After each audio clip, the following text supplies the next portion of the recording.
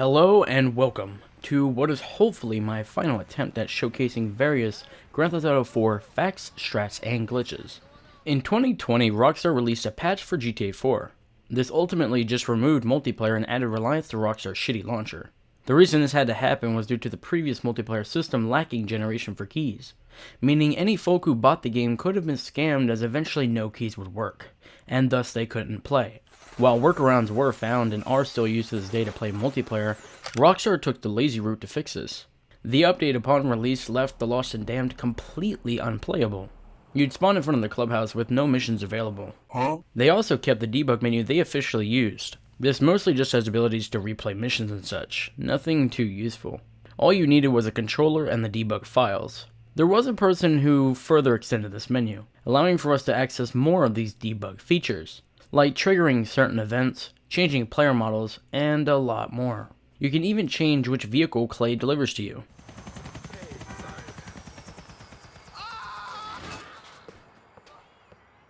Something interesting I found is that it has a screen for trip skips, which is not a feature in the game, so perhaps it was cut for some reason. Or I'm just being an idiot. Oddly enough, the debug menu also allows for you to trigger the multiplayer. However, it usually just has an endless loop. But the phone still has a multiplayer option, which just leads to a disconnect or a crash. But why? Why would the patch that's supposed to remove the multiplayer still have an option for it on the first release? Well, it's rumored Rockstar had almost completed Social Club integration for multiplayer. This was found via various strings in the new update files. Not to mention on the official Rockstar website, the multiplayer achievements can be found. All of the icons are updated, and these achievements can only be found here, not on Steam or on the overlay in-game. And I can prove the rumor too, as using the debug menu you can launch into a LAN match party mode, which utilizes my social club name. But in theory you could play with someone. The only issue is party mode is invite only. Basically, we could have had multiplayer with social club on the newest patch, just like GTA 5. I got fries with cheddar.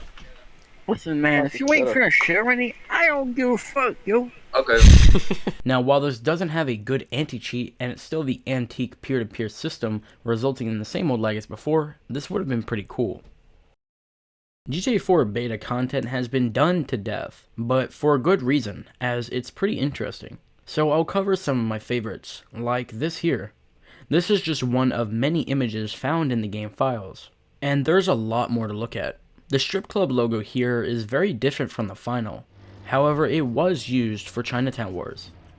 And while we're on about images, here's a developer one still used on the Rockstar North site to this day. And also, here's another image featuring a cut barbershop. In fact, one of the interiors is actually available in the game, albeit in a very unfinished state. And there's a lot of activities like that that were removed. You can notice this if you look at unused audio. These will indicate things such as a cut drug dealing activity with Nico. Come on, hook me up. Hey, buddy, hook me up. Hey, hook me up. Weapons such as the nightstick. Now listen, I don't want to use this, but I will. And even full-ass restaurants. Hi, the taste of fish leads to fanny crabs. Codus, ice cream in the city. There was also the ability to play video games with your friends. Nico, you want to play some video games? I cannot do the gaming now, Roman. I must be doing other stuff. The games in question could have included a cut game known as Z Resurrection. Badger Goodger made a video about the activity itself as well as the zombie game. I have both of those videos linked below. A developer also had their own blog, featuring various designs they worked on. They were in charge of things such as the pause menu, which they documented. However, not much is different from the final release, except for a cute little clock icon which seemed to move with time. They also had a GIF showcasing Cluckenbell. This showed that Cluckenbell was going to be available near the first apartment, and also in North Algonquin. And speaking of locations, in Roman's cab office you may find two maps. One is pretty finished, just missing random details. But then there's this one.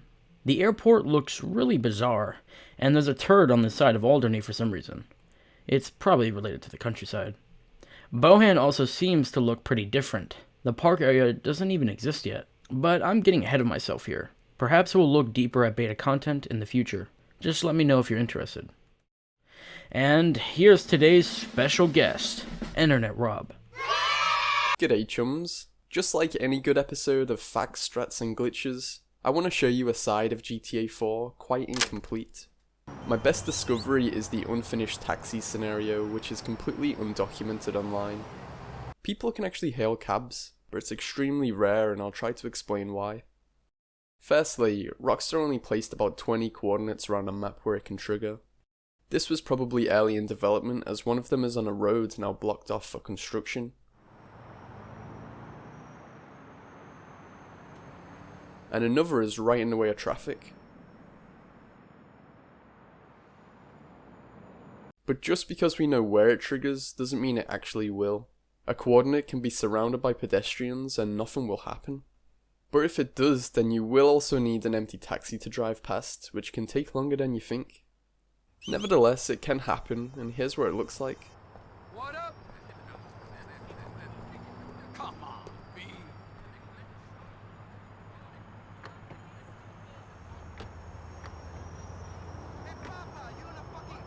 Yeah, it's fucking bugged.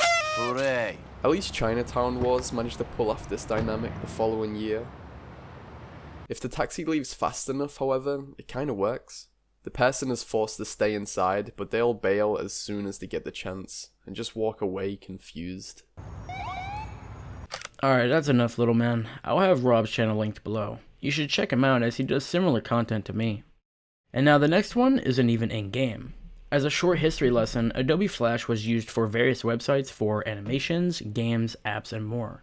This includes the original Rockstar websites for their games. However, Adobe Flash was brutally murdered back in 2020. This meant that Rockstar sites were gonna have to be adjusted. And they were turned into this. This shit is whack as fuck. But the classics were preserved thanks to this user. These websites are cool as fuck. They contain tons of videos, and even feature some things not seen elsewhere.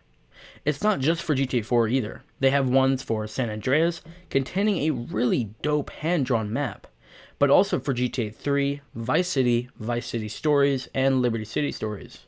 I also just wanted to give a quick shout out to the creator. While I can't pronounce his name, his projects are seriously fucking impressive. And if you're interested in hiring someone for web design, you can check out his website below.